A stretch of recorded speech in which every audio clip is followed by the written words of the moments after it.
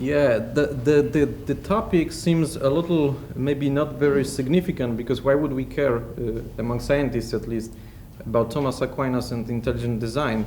So I should probably introduce the importance of the topic, right? I think that Thomas Aquinas is still an important author and theologian, philosopher for the church.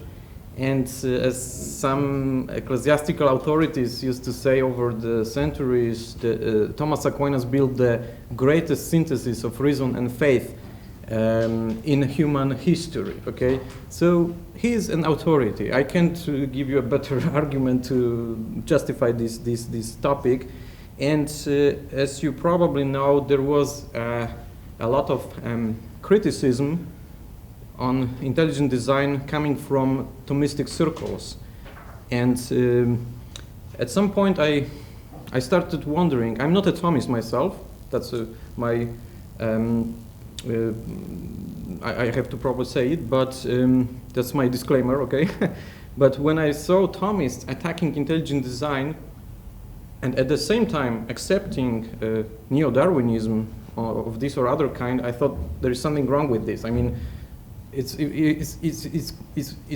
strange even for Christian to have such a position, let alone a Thomist who is accepting apparently the whole classical philosophy and metaphysics and so on. So I decided to study this topic a little bit and present it in the form of the book, where I think I responded to the arguments of those guys who I will introduce later. But I would like to begin with my division of human knowledge, and knowledge I use with all the reservations my speakers before used. So it can be a belief or knowledge in a strict sense. I would divide the human knowledge into three levels: science, philosophy, and theology.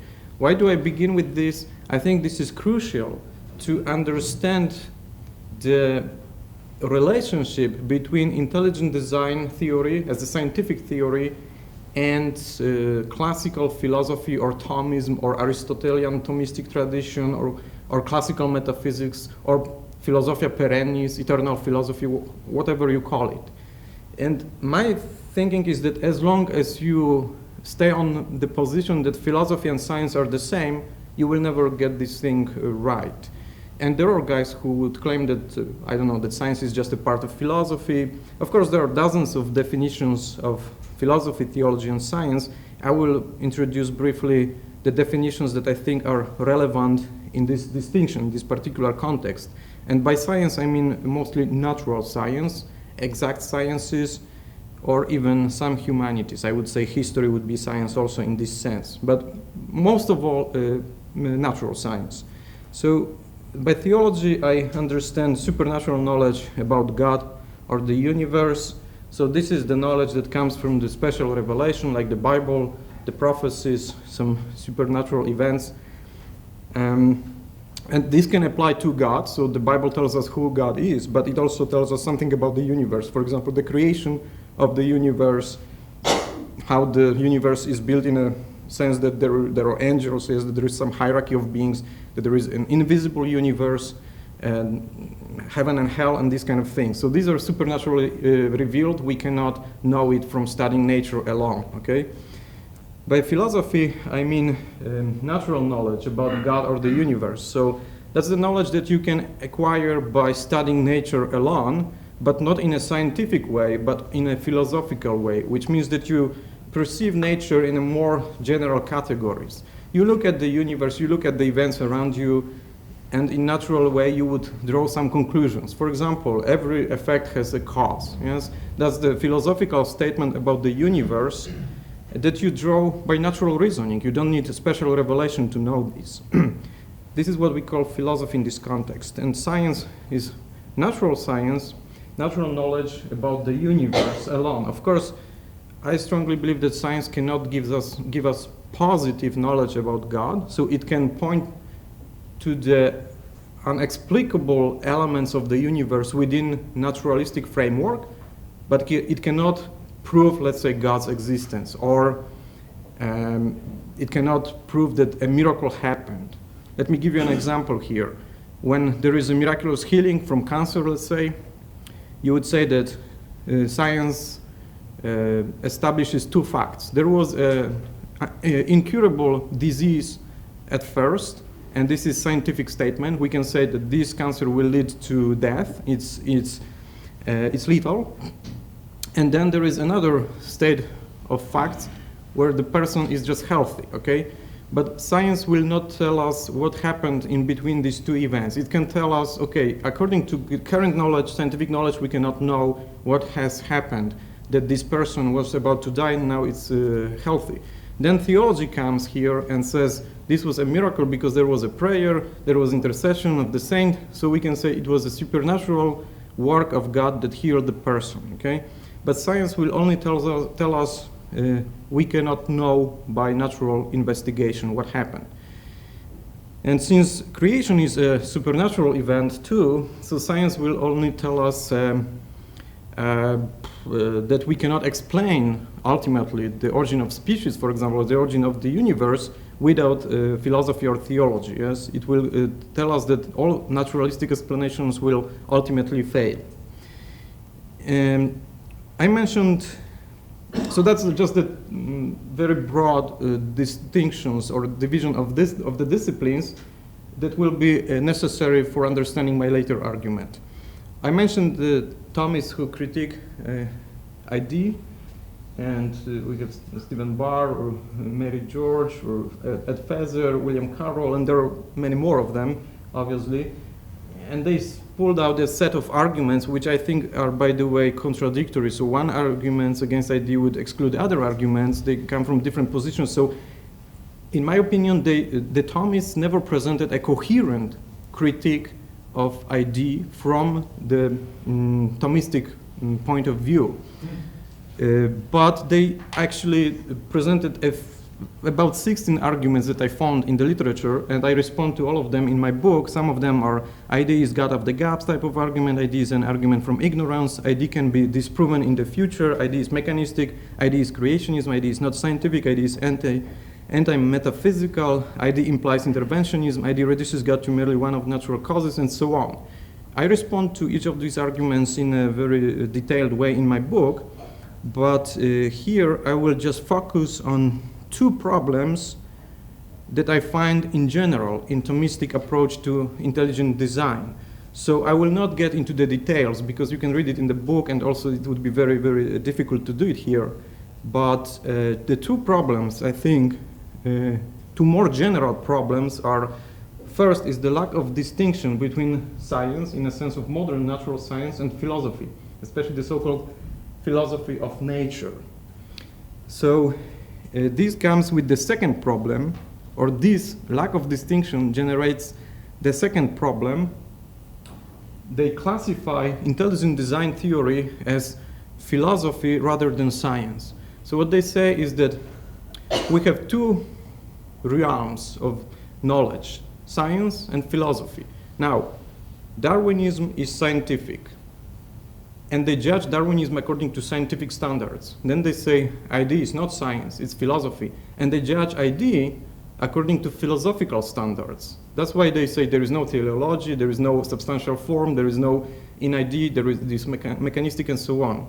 The problem is that if they classify intelligent design as a scientific theory competing with Darwinism, they would have to judge intelligent design according to scientific standards. This means that they would apply exactly the same standards for Darwinism and intelligent design, and most of their critique would fall then, because it's based on the philosophical assumptions. So so what they get from their criticism is that ID is not a good philosophy.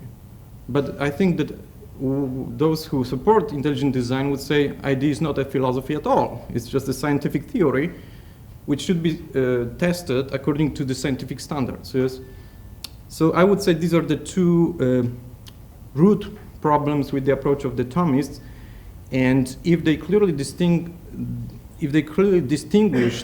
science from philosophy and then placed the neo-Darwinism and intelligent design as competing theories on the level of science, especially biology, they would get it much more straight, much more right, okay? Now, I will move to an attempt to show the relationship between Thomas Aquinas and intelligent design. If we take these three disciplines, historically we had only theology and philosophy, right? Within philosophy there was something like philosophy of nature, and that was true at least until early modernity. So in fact science wasn't distinguished from philosophy until, let's say, 1500s. What Aquinas did was to synthesize the supernatural knowledge especially revealed in the Bible with philosophy. That was the natural knowledge, like Aristotle's knowledge, yes?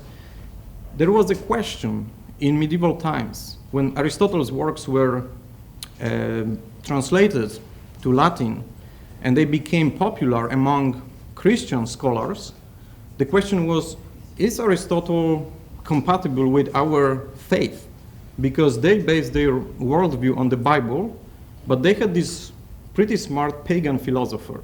And as we know, Aristotle was actually condemned by some authorities at some point.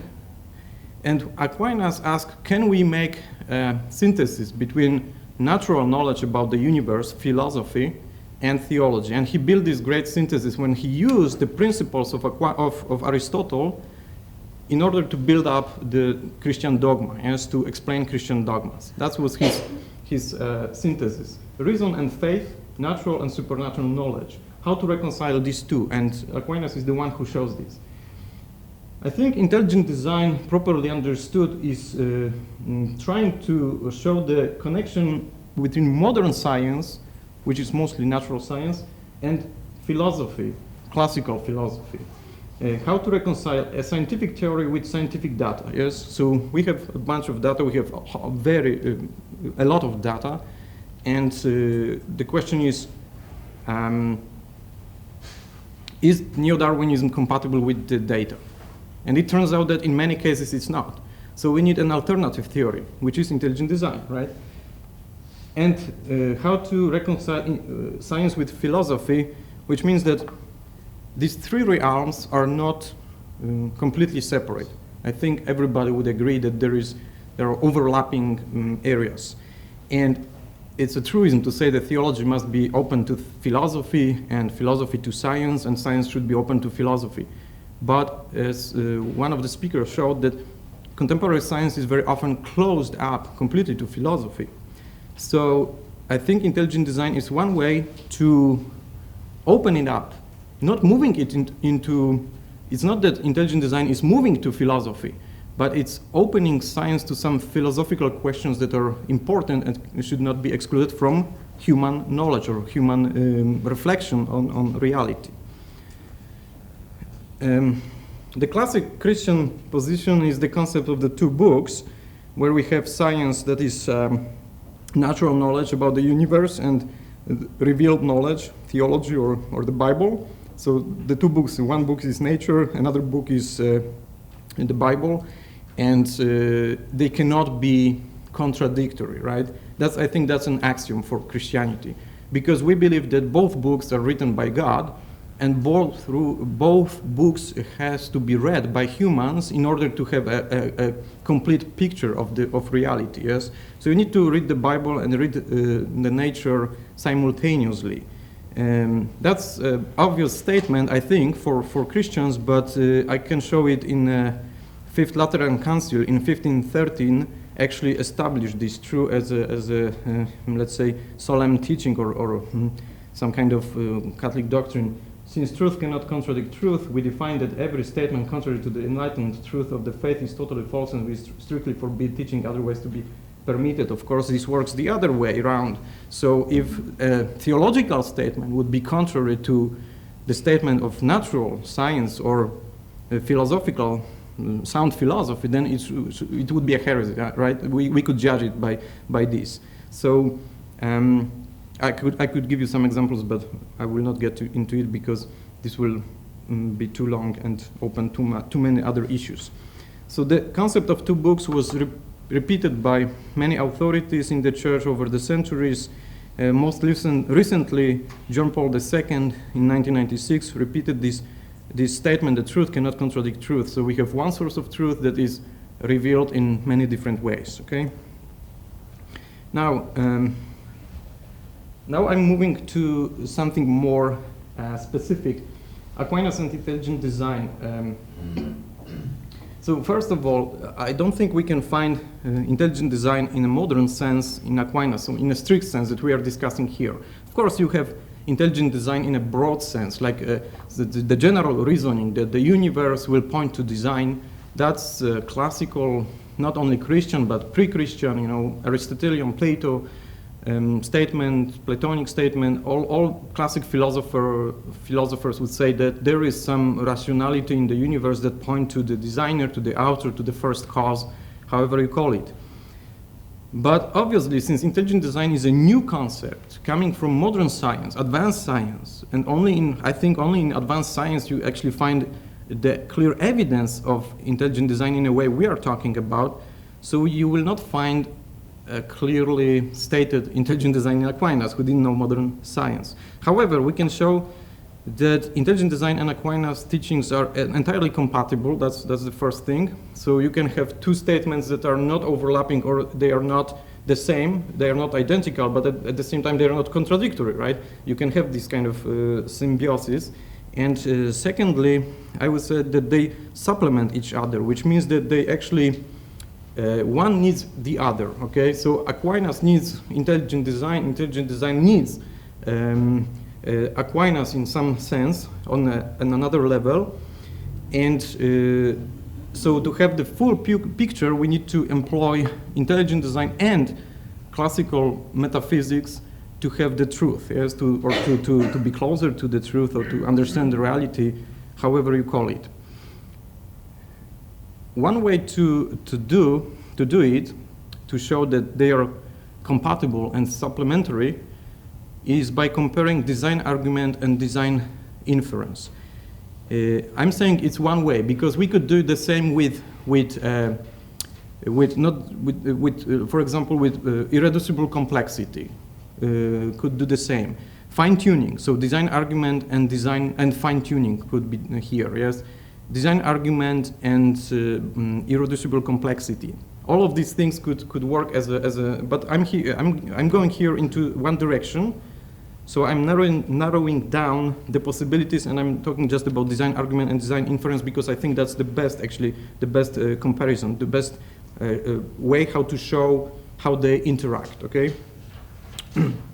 So first, let's explain the notions: design argument versus design inference. Design argument is this classical thinking, classical reasoning that can be presented. One way to present it is the kind of syllogism that I'm presenting here. I'm not claiming that that's the only way you can present it or that's the best way. I'm just saying that's one of the possible ways to present it. Everything that is designed must have a designer. The universe is designed, therefore the designer of the universe exists, yes? And we can see it in Aquinas, in Aristotle, in Plato, in many other classical philosophers. Now, William Dembski comes up with design inference, and actually this distinction comes from his works, design argument versus design inference. Everything that has certain characteristics indicating design is actually designed. Some elements in the natural world bear these characteristics, therefore some elements of the universe are designed, okay? And I think just by comparing these two syllogisms, you can already see where these two arguments take us, yes? The best or the closest argument in Aquinas, most similar Aquinas argument to intelligent design is his fifth way. I think all of you have heard about 5 Aquinas ways, right? Who has heard about the 5 ways of Aquinas, the 5 ways that take you from the universe to God, yes? So, or 5 how to say, arguments for God's existence, yes? He presents them in the Summa in the beginning. So the fifth way tells you that, so I will briefly introduce the fifth way, maybe that's important here. The fifth way tells you that in the universe we have things that act in a way that goes beyond their capacity, yes? So things are ordered to some goals, to some actions, yes? So the planets circulate, orbit the sun, and this causes many good events on the Earth or in the solar system, whatever. And then the second premise is that those things do not have cognition. They don't know what to do, okay? They don't know that they should do this in order to achieve their goals. They are not conscious, yes? They don't deliberately choose their movements. Therefore, there must be a mind that gave them their movements, their order, and so on, yes? That's the principle of the fifth way. And so Aquinas shows that observing nature in a philosophical way, that is by applying to nature the principles of classical metaphysics, we come to the conclusion that there must be a designer of the universe who is God. In design inference, we use scientific method, abduction, deduction, statistic, experiments, to show that some biological structures are designed, yes? So it doesn't take us to God, to the personal God, but it's definitely taking us from, it adds the third factor. Besides matter and energy, we have also reason or intellect, yes, that must be in play in order to have the universe, or to explain some structures present in the universe. Okay, so I would say that Aquinas' fifth way takes us further, but it also begins with more general statements, yes? It takes us to God because it's based on general appearances of the universe, yes? General claims that all things act beyond their capacity. That's why you have a designer. But in design inference, we say less, but in a more conclusive way, or in a more specific way, or in more demonstrative way, I would say. So you have actually evidence that, let's say, biological structures have not only complexity, but also independent pattern, yes? As William Dembski says, that there is an independent pattern that matches something in our intellect, some idea in our intellect, therefore they must be designed. So we don't come to the personal creator, but we actually come to the is time? Okay. So I think that's a clear difference. And now the summary, the three levels of human knowledge. After we got through these preliminary divisions, I would say that again, if we take the three levels, theology, philosophy, and science, within those levels or realms of human knowledge, we can find particular disciplines, yes? Like in theology, we can speak about the Deo Uno et Trino, treatise about God, or Christology, or sacramentology, yes, Mariology. These are the disciplines within, particular disciplines within theology, yes? You can speak about biblical scholarship, you know, this is all.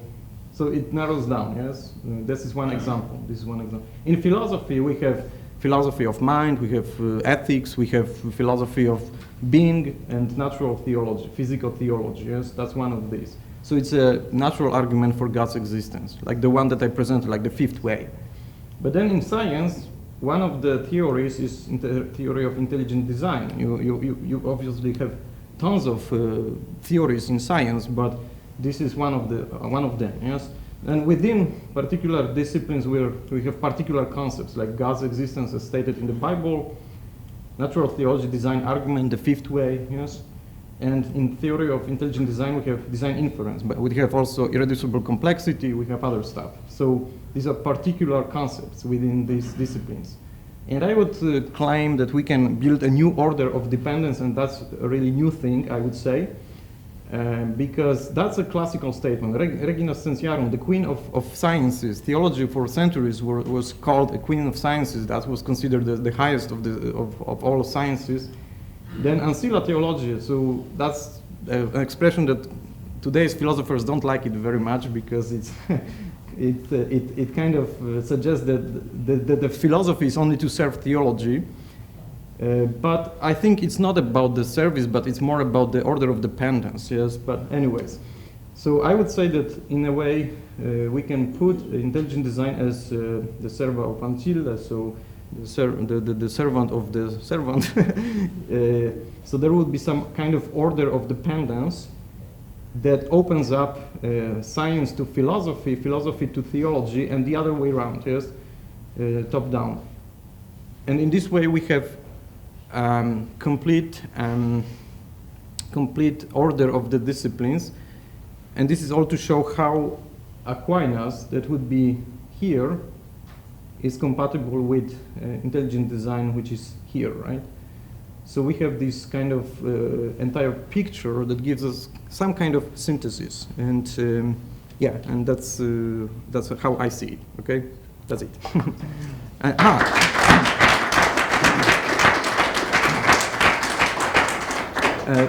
One more word.